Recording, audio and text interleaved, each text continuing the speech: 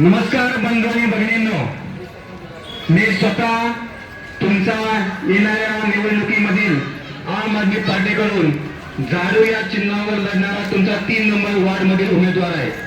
खात्रीने सांगतो, मला तुमच्यावरती खूप विश्वास आहे। खात्रीने सांगतो, तुमचा पुढील नगरसेवक आहे वार्ड नंबर 3 चा।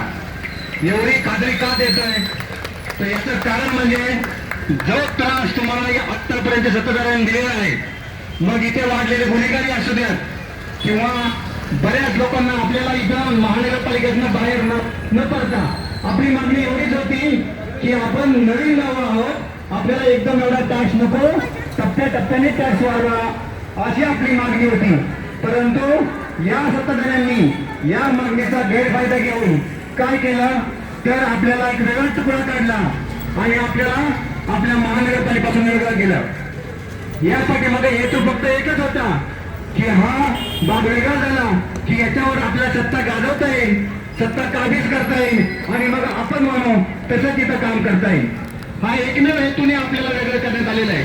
टॅक्स कमी झाला असं बरेच जण सांगतील, पण मग त्यांनी महानगरपालिकेमध्ये तेवढं टॅक्स कमी का नाही केला तर त्यांना ते तसं करायचं नव्हतं, त्यांना फक्त त्यांचा राजकीय फायदा घ्यायचा होता।